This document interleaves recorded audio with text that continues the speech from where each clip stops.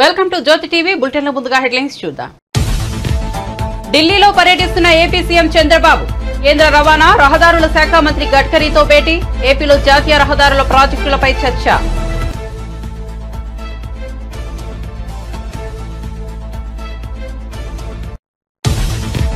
ప్రధాని మోదీ అమిత్ షాను కలిసిన అనంతరం రేవంత్ రెడ్డి ప్రెస్ మీట్. తెలంగాణ అభివృద్ధికి సహకరించాలని కోరినట్లు వెల్లడి. మోదీ అమిత్ షా సానుకూలంగా స్పందించారని వ్యాఖ్య.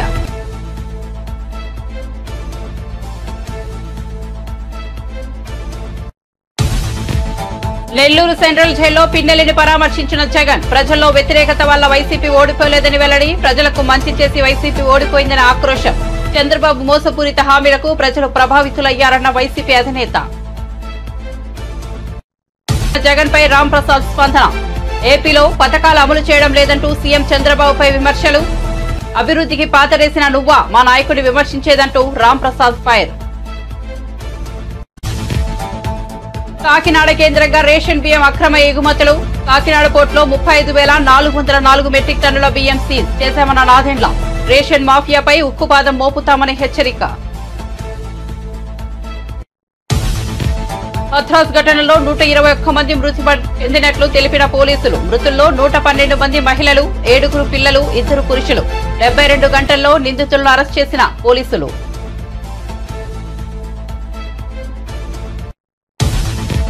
తాము చెప్పిన వాటిని కేంద్రం పెద్దలు సావధానంగా విన్నారన్న డిప్యూటీ సీఎం. కేంద్రం పెద్దలు సానుకూలంగా స్పందించారని వెల్లడి. చంద్రబాబుతో భేటీకి స్పందించి అజెండాను రూపొందించామని వెల్లడి.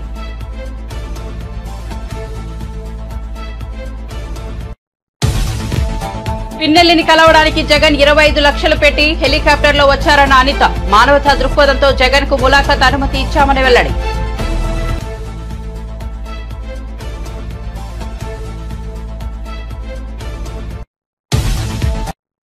ఇక వార్త వివరాల్లోకి వెళ్తే ఏపీ ముఖ్యమంత్రి చంద్రబాబు ఢిల్లీ పర్యటనలో భాగంగా కేంద్ర రవాణా రహదారుల శాఖ మంత్రి నితిన్ గడ్కరీని కలిశారు. చంద్రబాబుతో భేటీపై నితిన్ గడ్కరీ సోషల్ మీడియా వేదికగా అప్డేట్ ఇచ్చారు.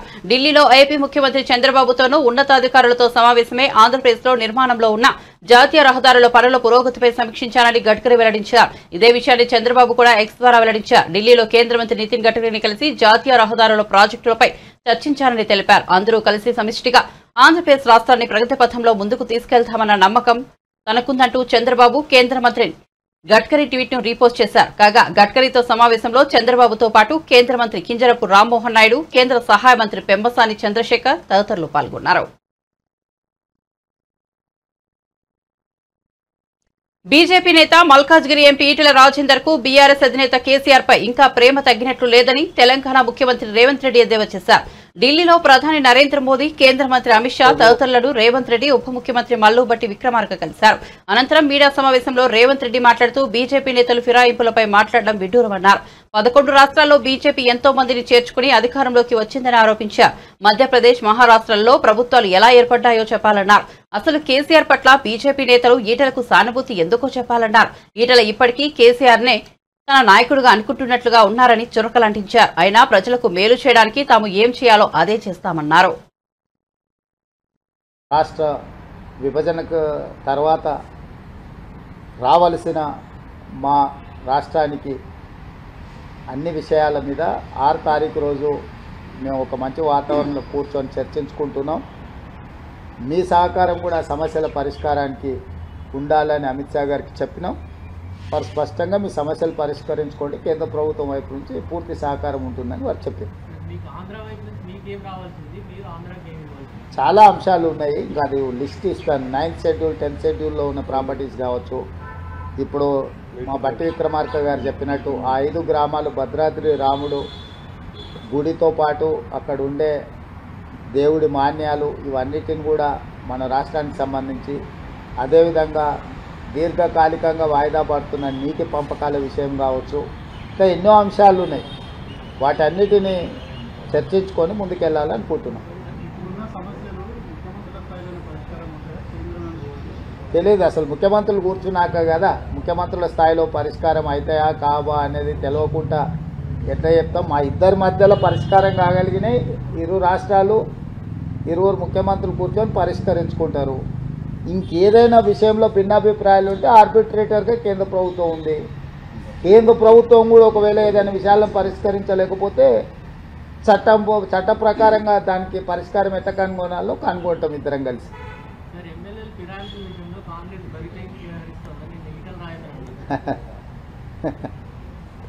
ఇక ఏం మాట్లాడతాం, 20 సంవత్సరాలు ఆయన ఎవరితో కలిసి తిరిగాడు, ఎవరితోనే అధికారం పంచుకున్నాడు. ఆయన కండువాలు కప్పేటప్పుడు ఎప్పుడైనా మాట్లాడిండా?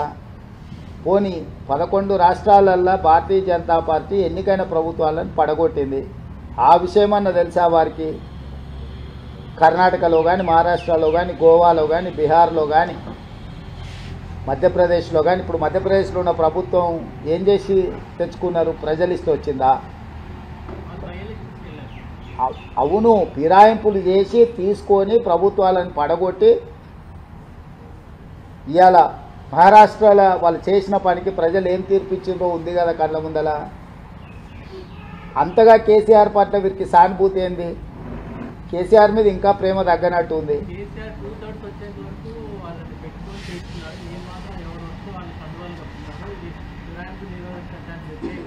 అని ఎవరంటారు? అంటున్నా ఆయనకి ఇంకా కేసీఆర్ మీద ప్రేమ తగ్గినట్టు లేదని అంటున్నా. వాళ్ళు ప్రేమించుకొని మాకేమో అభ్యంతరం. ఇప్పుడు ఇంకా వాళ్ళ నాయకుడు కేసీఆరే అనుకుంటున్నాడేమో ఆయన, నాకు తెలీదు. కాబట్టి గతంలో జరిగిన విషయాలను, గతంలో చేసిన పాపాలను, అప్పుడు సహకరించిన విధానం, వాటిని చూసినప్పుడు మేము చాలా ప్రజాస్వామికబద్ధంగా వ్యవహరిస్తున్నాం. ఎవ్వరు ఎలాంటి బాధపడాల్సిన అవసరం లేదు. ప్రజలకు మేలు జరగడానికి ఏం చేయాలనో ఆ ప్రయత్నాలన్నీ కాంగ్రెస్ పార్టీ చేస్తుంది. మాజీ సీఎం వైసీపీ అధినేత జగన్ నెల్లూరు సెంట్రల్ జైల్లో ఉన్న మాచర్ల మాజీ ఎమ్మెల్యే పిన్నెల్లి రామకృష్ణారెడ్డిని పరామర్శించారు. అనంతరం జైలు వెలుపల మీడియాతో మాట్లాడారు. పిన్నెల్లి రామకృష్ణారెడ్డిపై 307 సెక్షన్ కింద హత్యాయత్నం కేసు పెట్టి అన్యాయంగా జైల్లో నిర్బంధించారని మండిపడ్డారు. ఇవాళ రాష్ట్ర వ్యాప్తంగా ఇవే కార్యక్రమాలు చేస్తున్నారని అన్నారు. టీడీపీకి చంద్రబాబుకు ఓటేయలేదన్న ఒకే ఒక్క కారణంతో ఆస్తులు ధ్వంసం చేస్తున్నారని, దొంగ కేసులు పెడుతున్నారని ఆరోపించారు. దాడులు చేసేది వీళ్లే, మళ్లీ తాముపైనే దాడులు చేస్తున్నారంటూ కేసులు పెట్టేది వీళ్లే అని జగన్ ధ్వజమెత్తారు. రాష్ట్రంలో ఇంత దారుణంగా పరిపాలన సాగిస్తున్నారని విమర్శించారు. కేసులు పెట్టి ఏ రకంగా అన్యాయంగా తనను జైల్లో నిర్బంధించడం జరుగుతా ఉందో కూడా చూస్తా ఉన్నాం. ఈరోజు రాష్ట్ర వ్యాప్తంగా కూడా ఇదే కార్యక్రమాలు జరుగుతూ ఉన్నాయి. రాష్ట్ర వ్యాప్తంగా కూడా కేవలం తెలుగుదేశం పార్టీకి, చంద్రబాబు నాయుడు గారికి ఓటు వేయలేదు అన్న ఒకే ఒక్క కారణంతో ఏకంగా ఆస్తులను ధ్వంసం చేస్తా ఉన్నారు, దొంగ కేసులు పెడతా ఉన్నారు. వీళ్ళే కొడతారు, మళ్ళీ వీళ్ళే అటువైపున ఉన్న వారి మీద వాళ్ళు కొట్టారు అని చెప్పి కేసులు పెడతారు. ఇంతటి దారుణంగా ఈరోజు రాష్ట్రంలో పరిపాలన సాగిస్తా ఉన్నారు. నేను అడుగుతా ఉన్నా, ఇదే గత 5 సంవత్సరాల కాలంలో వైఎస్ఆర్సీపీ పరిపాలనలో ఉండగా, వైఎస్ఆర్సీపీ ప్రభుత్వంలో ఉండగా అప్పుడు జగన్ ఏం చేశాడు?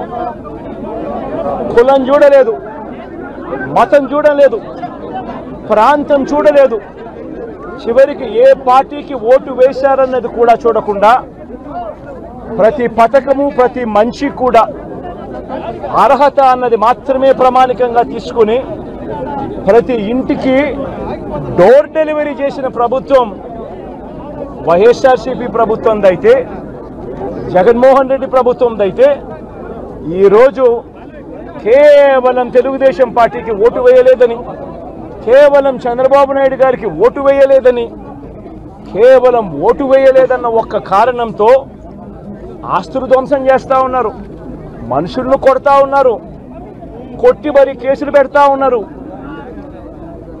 ఇంతటి అన్యాయంగా రాష్ట్రాన్ని రావణ కాష్టం చేస్తూ ఉన్నారు. రాజశేఖర రెడ్డి గారి విగ్రహాలను విరగొడతా ఉన్నారు, పగలగొడతా ఉన్నారు. ఇవన్నీ ఏదైతే చేస్తూ ఉన్నారో ఇవన్నీ కూడా శిశుపాలుని పాపాల మాదిరిగా ఇవన్నీ కూడా పాపాలు పండుతాయి.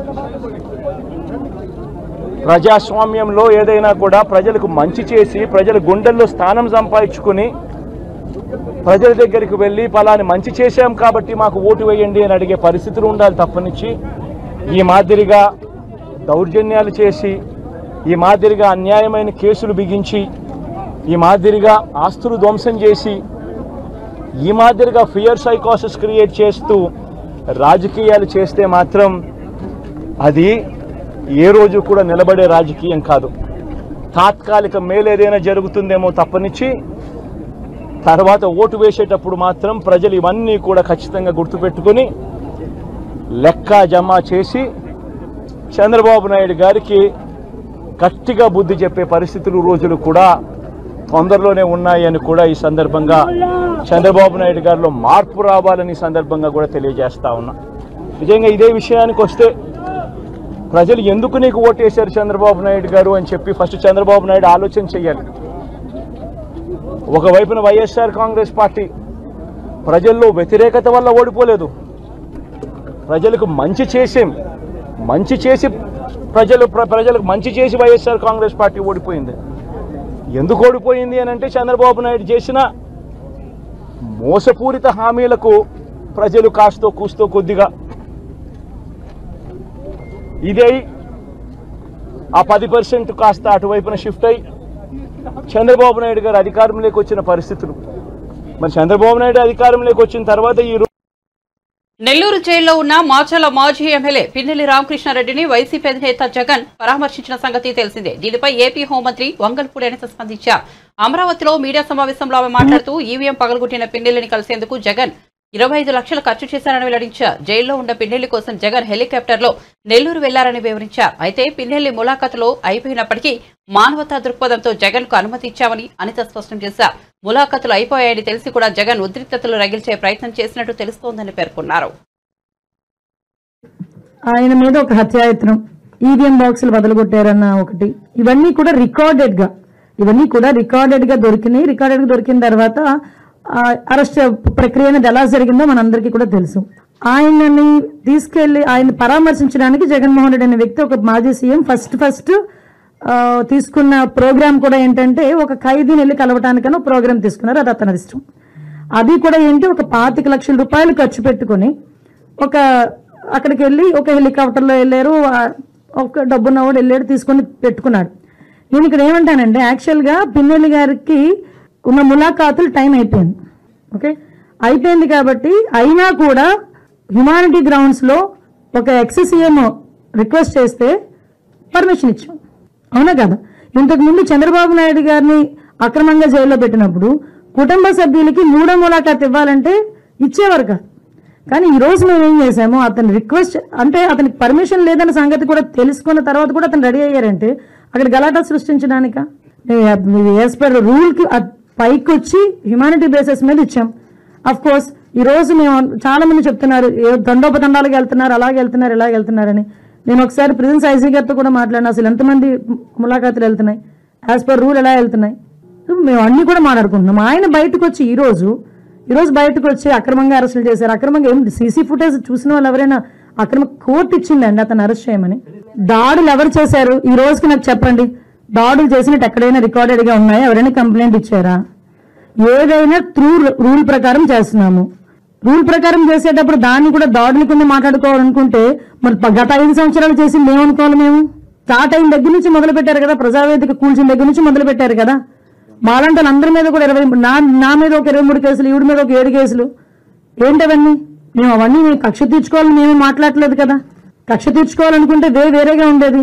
కానీ ఈ రోజుకి కూడా మేము పబ్లిక్ చెప్తున్నాం, చూపిస్తున్నాం, ఇది ఇలా జరుగుతుంది అని చూపిస్తున్నాం. దానికి ప్రతీకార దాడులు ఎక్కడ జరిగినాయని? ప్రతీకార దాడులు అంటే రెచ్చగొడుతున్నారా? ఈరోజు వచ్చి పిన్నెల్లి ఆయన మీద ఒక హత్యాయత్నం, ఈవీఎం బాక్సులు బదలగొట్టారన్న ఒకటి, ఇవన్నీ కూడా రికార్డెడ్ గా నెల్లూరు సెంట్రల్ జైల్లో ఉన్న వైసీపీ మాజీ ఎమ్మెల్యే పిన్నెల్లి రామకృష్ణారెడ్డిని జగన్ పరామర్శించారు. జైలు వెలుపల మీడియాతో మాట్లాడుతూ జగన్ టీడీపీ ప్రభుత్వంపై తీవ్రస్థాయిలో ధ్వజమెత్తారు. జగన్ వ్యాఖ్యలపై ఏపీ మంత్రి మండిపల్లి రాంప్రసాద్ రెడ్డి మీడియా సమావేశం ఏర్పాటు చేసి బదిలిచ్చారు. ఎన్నికల నియమావళిని ఉల్లంఘించి పోలింగ్ బూత్లకు చొరబడి అక్కడున్న ఈవీఎంలను పగలగొట్టిన కేసులో ముద్దాయిగా ఉన్న పిన్నెల్లి రామకృష్ణారెడ్డిని పరామర్శించేందుకు జగన్ నెల్లూరు జైలుకు వెళ్లారని వెల్లడించారు. ఈ సందర్భంగా తాను కొన్ని అంశాలను ఎత్తి చూపగలుగుతున్నారని మంత్రి రాంప్రసాద్ రెడ్డి పేర్కొన్నారు. అలాగే గత ఎన్నికల్లో ఎన్నికల నియమావళిని ఉల్లంఘించి పోలింగ్ బూత్లోకి చొరబడి అక్కడున్న ఈవీఎంను పగలగొట్టిన కేసులో ముద్దాయి అయిన పిన్నెల్లి రామకృష్ణారెడ్డి అనే అతన్ని పరామర్శించేదానికి ఈరోజు నెల్లూరు జైలుకు వెళ్ళడం జరిగింది. నేను మీ దృష్టికి కొన్ని విషయాలు తీసుకోబోదలిచాము. ఎందుకంటే మాజీ ముఖ్యమంత్రి హోదాలో ఈరోజు మీరు ఆ జైలు పర్యటనకు వెళ్ళారు. అక్కడ మీరు పరామర్శించింది కేవలం మీ మాజీ ఎమ్మెల్యేనే కాదు, ఎంతో పవిత్రమైన వ్యవస్థ ఎలక్షన్ కమిషన్ అనేది రాజ్యాంగబద్ధంగా భారతదేశంలో ఎన్నో సంవత్సరాలుగా నిష్పక్షపాతంగా ఎన్నికలు నిర్వహించే కార్యక్రమంలో ఎక్కడా లేని విధంగా అవకతవకలు జరిగిన నియోజకవర్గం ఏదని ఉందంటే అది మాచర్ల. గత 4 పర్యాయాలు అక్కడ శాసనసభ్యుడిగా ఉన్న ఈ రామకృష్ణారెడ్డి అనే అతను మొన్న ఎన్నికల్లో బూతులేకి చొరబడి ఈవీఎం బాక్స్ను పగలగొట్టి, అదే కాకుండా అక్కడ తెలుగుదేశం పార్టీ ఏజెంట్గా ఉన్న శేషగిరిరావు అనే అతను అడ్డుపడితే ఆయన మీద కూడా దాడి చేయడం జరిగింది. ఇదంతా గత 30 రోజులుగా సోషల్ మీడియాలో అయితేనేం ప్రెస్లోనైతేనేం ఎక్కడ చూసినా మనం చూస్తూనే ఉన్నాం. అంతా ప్రజల్లోకి వెళ్ళిన ఘటన ఏదైనా ఉందంటే ఈ ఇష్యూనే ఉంది. దాన్ని కూడా తప్పుదారి పట్టించే విధంగా దాంకొని హైకోర్టును ఆశ్రయించి అక్కడ బెయిల్ రాకపోవడంతో తానంతకు తానే వచ్చి ఈరోజు లొంగిపోవడం జరిగింది. అలాంటి వ్యక్తిని నువ్వు పరామర్శించడం జరిగింది. దానికి మేము కూడా ఏం విమర్శించాం. ఎందుకంటే ఎట్లయినా కానీ మంచోడో చెడ్డోడో అతను 4 పర్యాయాలు శాసనసభ్యుడిగా నీ వెంటే నడిచాడు కాబట్టి నువ్వు అక్కడికి వెళ్ళడం మేము కూడా సంతోషిస్తున్నాం. అంతేగాని నువ్వు ఆ సంఘటన వదిలేసి మా ముఖ్యమంత్రి వర్యులు పెద్దలు నారా చంద్రబాబు నాయుడు గారి మీద ఇప్పుడున్న ప్రభుత్వం మీద కొన్ని చురుకలు అంటించారు మీరు. దాని కౌంటర్గానే నేను ఈ కార్యక్రమాన్ని ఇక్కడ ఏర్పాటు చేశాను. ప్రజల దృష్టికి కూడా కొన్ని విషయాలు చెప్పదలుచుకున్నాం. ముఖ్యంగా మాచర్ల విషయానికి వస్తే, వరంగల్ జిల్లాను హైదరాబాద్ కు దీటుగా అభివృద్ధి చేస్తామని ఐటీ శాఖ మంత్రి శ్రీధర్ బాబు అన్నారు. హనుమకొండలో రాక్స్ ఐటీ పార్కును మంత్రి ప్రారంభించారు. హనుమకొండ వరంగల్ పారిశ్రామికంగా అభివృద్ధి చెందుతాయన్న ఆయన ప్రైవేట్ పరిశ్రమలు తీసుకొచ్చి యువతకు ఉపాధి కల్పిస్తామని తెలిపారు. ద్వితీయ శ్రేణి నగరాల్లోనూ ఐటీ విస్తరించాలన్నదే రాష్ట్ర ప్రభుత్వ సంకల్పమని స్పష్టం చేశారు. రాహుల్ గారు తన సొంత ప్రాంతం, తన సొంత జిల్లా అని ఆలోచన చేసి ఎక్కడో అమెరికాలో స్థిరపడ్డ, అమెరికాలో గొప్పగా వాణిజ్యం వ్యాపారం చేస్తూ ఉన్న మిత్రులు ఇక్కడికి వచ్చి మా వాళ్లకు కొద్ది మేరకైనా మేలు చేయాలనే ఒక ఆకాంక్షతో మా సోదరులు రాజేందర్ రెడ్డి గారిని సంప్రదించినప్పుడు శాసనసభ్యులు తప్పకుండా పూర్తి స్థాయిలో ఇక్కడ సహకారం అందిస్తాం, ఇక్కడ చదువుకున్న వారు చాలామంది ఉన్నారు, వీరికి ఉపాధి అవకాశం కల్పించే ఏ కార్యక్రమంలో నేను ముందుంటానని తాను ముందు నిలబడి ఎట్టి పరిస్థితుల్లో ఈ కార్యక్రమానికి రావాలని మాకు చెప్పటం, రంజిత్ గారిని అభినందిస్తూ ఉన్నాను. మా ప్రభుత్వం ఏర్పడ్డ తర్వాత ముఖ్యమంత్రి గారు మేము అందరం కూడా కలుసుకొని హైదరాబాదు ఇంకా 10 అభివృద్ధి చేయాలి. దాంతోపాటు Tier 2, Tier 3 సిటీస్కి సంబంధించిన ఏదైతే సిటీస్, టౌన్స్ ఉన్నాయో దాంట్లో ప్రధానంగా వరంగల్ లాంటి ప్రముఖమైన నగరం ఇది. ఇక్కడ ఒక చదువుల కేంద్రంగా, సరస్వతి నిలయంగా, విజ్ఞానానికి నిలయంగా ఒక కాకతీయ విశ్వవిద్యాలయం, ఆనాడు REC, NIT, ఈరోజు అనేక కళాశాలలకు పుట్టినిల్లుగా ఈ ప్రాంతం ఒక విద్యా నిలయంగా నిలిచింది. అదే క్రమాన్ని ఇంకా పెద్ద ఎత్తున తీసుకెళ్లే ప్రయత్న భాగంలోనే ఇక్కడ ఉన్న మానవ వనరులను ఎక్కడికో రేపు హైదరాబాద్కో అమెరికాకో పోనీయకుండా ఇక్కడే వారి ఇంటి వద్దనే సాఫ్ట్వేర్ ఉద్యోగాలు కల్పించాలనే ఒక ఆలోచనతో రాబోయే కాలంలో ఇంకా సాంకేతిక అనేక అంశాలు ముందుకు వస్తున్న తరుణంలో ఇక్కడే చిన్న, సూక్ష్మ, మధ్యతర పరిశ్రమలకు ప్రధానంగా సాఫ్ట్వేర్ రంగానికి పెద్దపీట వేయాలని రాష్ట్ర ప్రభుత్వం ప్రధానమైన లక్ష్యం.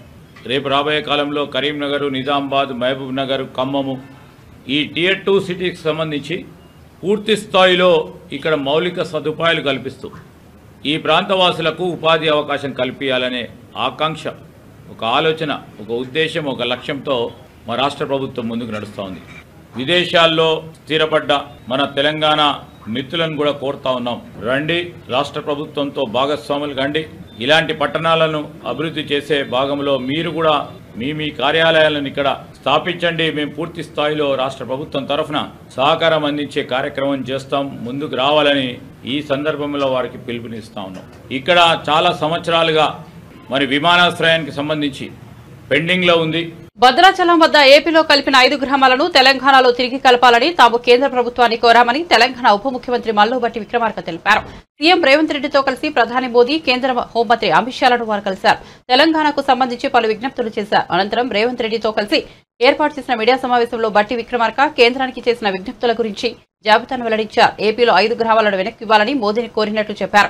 ఏపీ తెలంగాణ మధ్య ఉన్న సమస్యలను కూడా పరిష్కరించాలని కోరినట్లు చెప్పామన్నారు. మేము అడిగిన వాటికి రాతపూర్వకంగా ఇచ్చామని తెలిపారు. తాము చెప్పిన వాటిని వారు సావధానంగా విని సానుకూలంగా స్పందించారని చెప్పారు. విభజన హామీలను, వివిధ అంశాలను సాధ్యమైనంత త్వరగా అమలు చేసే ప్రయత్నం చేస్తామని హామీ ఇచ్చినట్లు చెప్పారు. కేంద్రం పెద్దలు సానుకూలంగా స్పందించినందుకు ఆయన ధన్యవాదాలు తెలిపారు.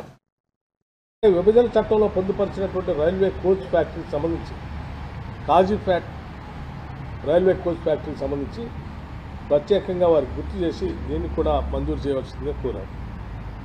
అలాగే అతి ముఖ్యమైనటువంటి అంశం, దేశంలోనే డిఫెన్స్ రంగంలో కానీ స్ట్రాటజిక్గా కానీ అనువైన ప్రాంతంగా ఉన్నటువంటి తెలంగాణ రాష్ట్రంలో అనేక డిఫెన్స్ సంబంధించిన పబ్లిక్ సెక్టర్ సంబంధించిన పరిశ్రమలు ఉన్నాయి. వాటన్నిటినీ ఎకోసిస్టమ్ కూడా బాగుంది కాబట్టి, మాకున్నటువంటి వాతావరణం కానీ హ్యూమన్ రిసోర్సెస్ కానీ అందుబాటులో ఉన్నాయి కాబట్టి సెమీ కండక్టర్ మిషన్ని తెలంగాణ ప్రాంతంలో చిప్ మ్యానుఫ్యాక్చరింగ్ కోసం ప్రత్యేకంగా పరిగణించి సహాయపడవలసిందిగా, ఏర్పాటు చేయడానికి సహకరించవలసిందిగా వారిని కోరాం. అలాగే పేదవాళ్లకు సంబంధించి రాబోయే 5 సంవత్సరాల్లో 25 లక్షల ఇళ్లకు మంజూరు చేయవలసిందిగా కూడా వారిని కోరాం. అట్లాగే రాష్ట్రానికి సంబంధించి పెండింగ్ ఉన్నటువంటి గ్రాంట్స్ ఏదైతే ఉన్నాయో వాటిని కూడా రిలీజ్ చేయమని అడిగాం. దాదాపు 1,800 కోట్ల రూపాయలు 2019-20 నుంచి పెండింగ్ ఉన్నాయి, అవి కూడా కావాలని అడిగాం.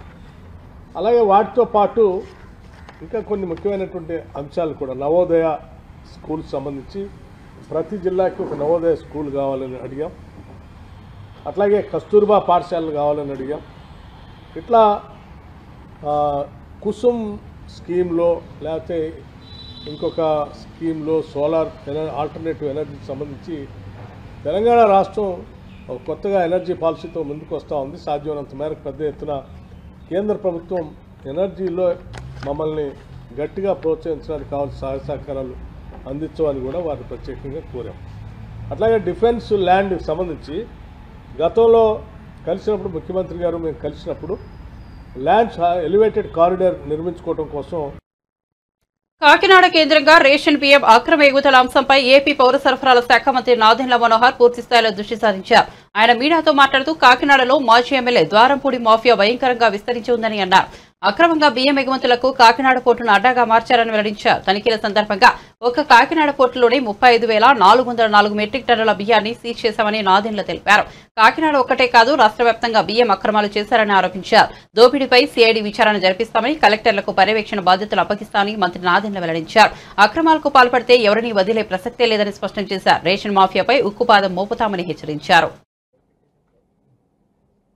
తన భుక్తే ప్రమాదంలోకి నెట్టేసిన నిస్సహాయంగా రైతు ప్రభుత్వం నుంచి, ఈ రాజకీయ వ్యవస్థలో ఉన్న నాయకుల దగ్గర నుంచి, అధికార యంత్రాంగం గురించి సరైన సహాయం అందుతుంది, ఆదుకుంటారు అని ప్రతి సంవత్సరం కూడా ప్రతి పంటప్పుడు కూడా కన్నీరుతో మిగిలిపోయిన పరిస్థితి మనం చూసాం. రైతుల దగ్గర కొనుగోలు చేసిన ఆహార ధాన్యాలని కూడా వీళ్ళు పూర్తిగా బకాయిలు పెట్టేసి ఆ ధైర్యం లేకుండా రైతుని కుంగదీసేశారు. చాలా బాధాకరమైన విషయం ఏంటంటే మా సివిల్ సప్లైస్ కార్పొరేషన్ ఒకప్పుడు రాష్ట్రంలో ఏ కార్యక్రమం చేసినా కూడా ఇతర శాఖలతో పోల్చుకుంటే ఒక ప్రొఫెషనల్ విధానంలో పనిచేసే ఈ కార్పొరేషన్ని 36,300 కోట్ల రూపాయలు అప్పులు పాలు చేసి చివరికి రైతుకి ఇవ్వాల్సిన బకాయిలు కూడా 1,659 కోట్ల రూపాయలు వీళ్ళు వదిలేసి వెళ్ళిపోయారు. అంటే రాష్ట్ర ప్రజలు కూడా గమనించాలి, ధాన్యం సేకరించి ఆహార భద్రత కల్పించే బాధ్యత కలిగిన కార్పొరేషన్ ప్రతి సంవత్సరం మేము చేస్తున్న కార్యక్రమాల్లో కూడా వీళ్ళు తలదూర్చి అన్యాయంగా 36,300 కోట్ల రూపాయల రుణాలు చేసి డబ్బు ఇవ్వాల్సిన రైతు కూడా చివరికి ఆదుకోకుండా మోసం చేసి 1,659 కోట్ల రూపాయలు బకాయిలు వదిలేసి వీళ్ళు వెళ్ళిపోయారు. రైతుల దగ్గర కొనుగోలు చేసిన ఈ ధాన్యానికి బాధ్యత మాది. ప్రభుత్వం అనేది నిరంతరంగా జరగాల్సిన ప్రక్రియ. ఈ విషయం గురించి గౌరవ ముఖ్యమంత్రి గారికి అదేవిధంగా గౌరవ ఉప ముఖ్యమంత్రి గారికి వివరించినప్పుడు చాలా సానుకూలంగా స్పందించి కొంచెం సమగ్రమైన సమాచారం తీసుకొస్తే తప్పకుండా దీని గురించి మాట్లాడదామని వాళ్ళు ప్రోత్సహించినప్పుడు డిపార్ట్మెంట్ నుంచి మేము ఆలోచించి హథ్రాస్ తొక్కిసలాట ఘటనలో 6గురిని అరెస్ట్ చేసినట్లు ఉత్తరప్రదేశ్ పోలీసులు తెలిపారు. గురువారం అలీగర్ ఐజీ సలాఫ్ మాథూర్ మీడియా సమావేశం నిర్వహించి కేసుకు సంబంధించిన వివరాలను వెల్లడించారు. ఈ ఘటనలో 121 మంది భక్తులు మృతి చెందినట్లు తెలిపారు. మృతుల్లో 2 పురుషులు, 112 మంది మహిళలు, 6 బాలురు, 1 బాలిక ఉన్నట్లు చెప్పారు. ఘటన జరిగిన 72 గంటల్లో 6 నిందితులను అరెస్ట్ చేశామన్నారు. 2 నిర్వాహకులను కూడా అరెస్ట్ చేసినట్లు చెప్పారు. ఈ ప్రమాదంలోని 121 మంది మృతదేహాలను గుర్తించినట్లు చెప్పారు. పోస్టుమార్టం ప్రక్రియ పూర్తయిందన్నారు. అరెస్ట్ అయిన వారిలో 2 మహిళలు, 9 పురుషులు ఉన్నట్లు తెలిపారు. మెయిన్పూరిలోని ఆశ్రమంలో బోలే బాబా కోసం వెతికినట్లు చెప్పారు. ఆయన పరారీలో ఉన్నారని తెలిపారు. ఆయన ఆచూకీ గుర్తించేందుకు ప్రయత్నిస్తున్నామన్నారు. బులెటిన్ ముగించే ముందు హెడ్లైన్స్ మరోసారి చూద్దాం. ఢిల్లీలో పర్యటిస్తున్న ఏపీ సీఎం చంద్రబాబు. కేంద్ర రవాణా, రహదారుల శాఖ మంత్రి గడ్కరీతో భేటీ. ఏపీలో జాతీయ రహదారుల ప్రాజెక్టులపై చర్చ.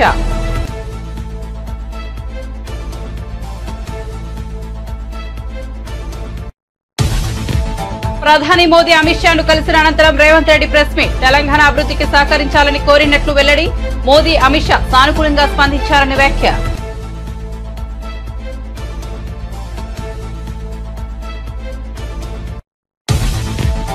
నెల్లూరు సెంట్రల్ జైల్లో పిన్నెల్లిని పరామర్శించిన జగన్. ప్రజల్లో వ్యతిరేకత వల్ల వైసీపీ ఓడిపోలేదని వెల్లడి. ప్రజలకు మంచి చేసి వైసీపీ ఓడిపోయిందని ఆక్రోశం. చంద్రబాబు మోసపూరిత హామీలకు ప్రజలు ప్రభావితులయ్యారన్న వైసీపీ అధినేత. జగన్ పై రామ్ ప్రసాద్ స్పందన. ఏపీలో పథకాలు అమలు చేయడం లేదంటూ సీఎం చంద్రబాబుపై విమర్శలు. అభివృద్ధికి పాతరేసిన నువ్వా మా నాయకుడిని విమర్శించేదంటూ రామ్ ప్రసాద్ ఫైర్. కాకినాడ కేంద్రంగా రేషన్ బియ్యం అక్రమ ఎగుమతులు. కాకినాడ పోర్టులో 35,404 మెట్రిక్ టన్నుల బియ్యం సీజ్ చేశామన్న నాదెండ్ల. రేషన్ మాఫియాపై ఉక్కుపాదం మోపుతామని హెచ్చరిక. హథ్రాస్ ఘటనలో 121 మంది మృతి చెందినట్లు తెలిపిన పోలీసులు. మృతుల్లో 112 మంది మహిళలు, 7 పిల్లలు, 2 పురుషులు. 72 గంటల్లో నిందితులను అరెస్ట్ చేసిన పోలీసులు.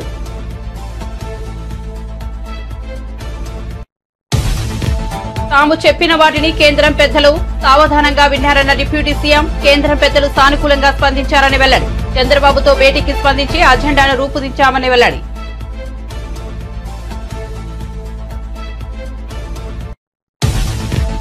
పిన్నెల్లిని కలవడానికి జగన్ 25 లక్షలు పెట్టి హెలికాప్టర్లో వచ్చారన్న అనిత. మానవతా దృక్పథంతో జగన్ కు ములాఖాత్ అనుమతి ఇచ్చామని వెల్లడి.